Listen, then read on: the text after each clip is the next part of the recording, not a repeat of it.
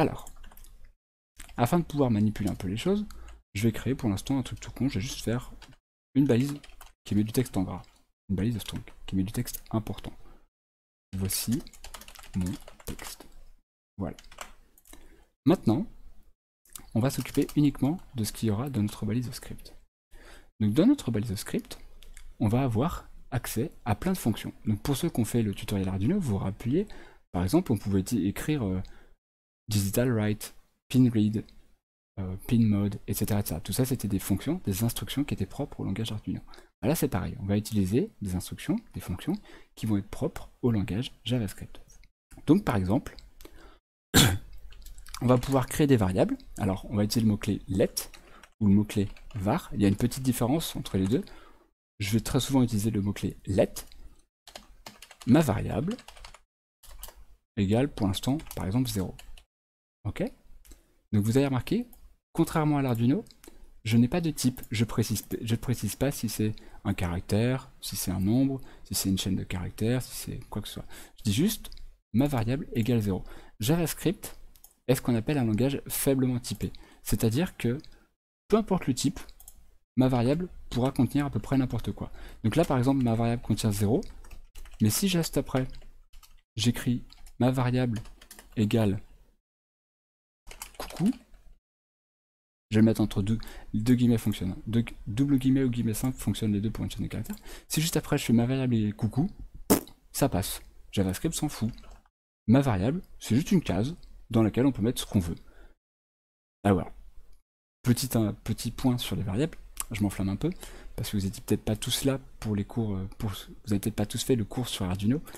Une variable, en JavaScript et dans bien d'autres langages, une variable, considérez ça comme une case mémoire dans laquelle vous pouvez stocker une information. Donc là par exemple, j'ai créé une case mémoire que j'appelle ma variable, donc j'ai créé une boîte que j'appelle ma variable, et dedans, je mets l'information 0. J'aurais pu mettre l'information 42, etc. J'ai décidé de mettre l'information 0. Donc dans ma boîte ma variable, je crée une boîte ma variable et tout de suite je lui mets l'information 0. Et juste après, dans ma boîte ma variable, j'ai décidé d'écraser l'information précédente avec ce qu'on appelle une chaîne de caractères dans laquelle je contiens coucou. Donc là dorénavant ma variable vaudra coucou. Voilà. Etc. On peut faire plein d'opérations comme ça.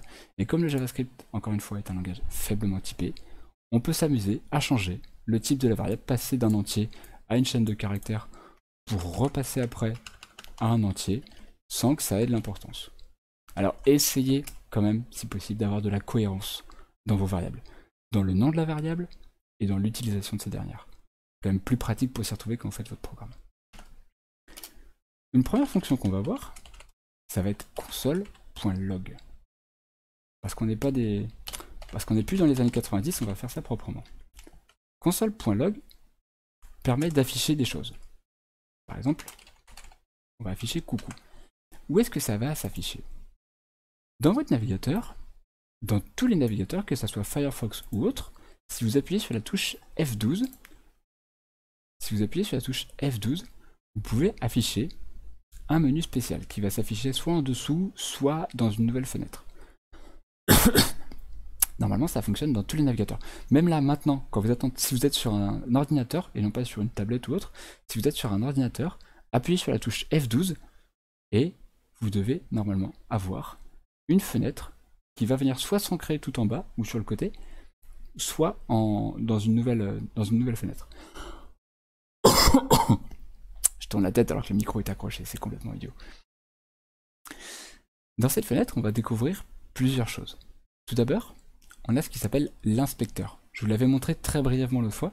L'inspecteur, c'est juste quelque chose qui vous permet de voir le contenu de votre page. Donc on retrouve la balise HTML, notre en-tête, et la balise body qui va contenir le reste. Comme j'ai pas encore rafraîchi la page, j'ai pas le contenu que j'ai écrit derrière. Et après on a la console. La console, c'est un outil qui nous permet d'afficher des variables, afficher du texte, etc. et d'interagir avec ce dernier. Ici, je pourrais taper du langage JavaScript, ça fonctionnerait. Par exemple, si je crée une variable que j'appelle temp, comme temporaire, si après je demande temp, ça va bien m'afficher 0. Et si dans temp, je mettais coucou, alors quand j'affiche temp, j'ai bien coucou qui s'affiche. Mais principalement, on va surtout s'en servir pour quand on crée un programme. Quand on crée un problème, on va surtout s'en servir pour afficher des petits messages comme ça. Console log ou console error en général. On va surtout faire ces deux-là. Qui vont nous permettre d'afficher des choses et savoir un petit peu où on en est dans notre programme. Donc par exemple, si je lance ça, on va avoir mon texte qui va s'afficher en gras ici. Et dans la console, on va avoir un petit message console.log coucou. Donc on va avoir un petit message qui va dire coucou. Vous voyez, ici, j'ai un petit message. L'habitude d'écrire en anglais. J'ai un petit message qui dit coucou. Pourquoi il m'embête? L'encodage, d'accord. Bon, parce que j'ai pas fait tout comme il fallait bien. Occupez-vous pas de ce message là pour l'instant, c'est pas dramatique. Donc j'ai mon texte qui s'affiche. Et dans la partie JavaScript, j'ai coucou. Si on retourne dans l'inspecteur, on voit que dans le body, j'ai bien ma balise qui est apparue. Et j'ai bien mon script qui est apparu lui aussi, avec le contenu du script. Let ma variable égale 0 et console log coucou. Et console log, ça peut servir à afficher du texte, mais ça peut aussi servir à afficher des variables. Donc si je fais ça par exemple, on voit qu'on a 0 qui s'affiche.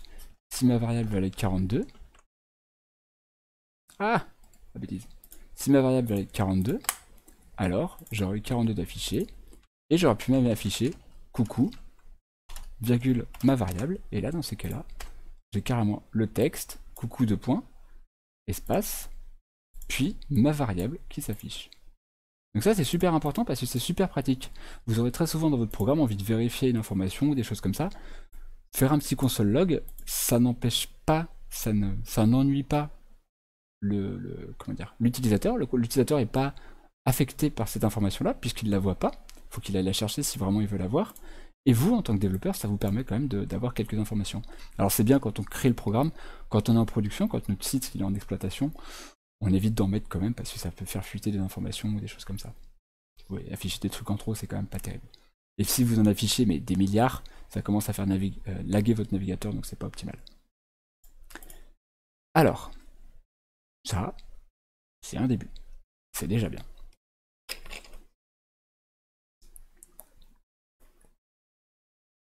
Maintenant, c'est bien, mais c'est pas fou. C'est bien, mais c'est pas fou. Ah oui. On va apprendre le truc que tous les profs d'informatique ont appris dans les années 80, dans les années 2000, peut-être pas exagérer quand même. Le truc que tous les profs d'informatique apprenaient avant, dans les années 2000, qui est le alerte. Ne faites pas ça. Vous allez le voir vous allez sûrement le trouver dans des tutos ou des trucs comme ça. Ne le faites pas. Alerte, ça va vous créer une boîte modale, c'est-à-dire une boîte qui va prendre la main sur votre navigateur pour vous afficher le message. Voilà, comme ça. Ne faites pas ça. Voilà. C'est bien d'avoir les mauvaises pratiques, c'est bien de les connaître, mais ne faites pas ça. Si vous faites ça, c'est vraiment quand vous avez un signalement fort à faire à l'utilisateur, quand vous voulez vraiment le prévenir de quelque chose de super important. Ça lui fait perdre le focus, vous voyez, il n'a plus la main sur la page se met en pause, elle est en train de charger pour rien, et derrière vous êtes obligé de valider à la main. Donc ne le faites pas. Et il y a eu tellement d'abus avec ça, que si vous en faites plusieurs, dorénavant, les navigateurs vont vous proposer d'arrêter d'afficher ce genre d'alerte sur la page en cours d'exécution. Donc là j'en ai mis 5 et il n'y en a qu'un seul qui s'est affiché, les autres vont être skip, vont être annulés parce que les utilisateurs en ont marre d'être embêtés avec ça. Ne faites pas alerte. Faites console.log ma variable. Ça, c'est la bonne pratique. Ça, c'est bien. Soyez un bon développeur. Soyez gentil avec vos utilisateurs.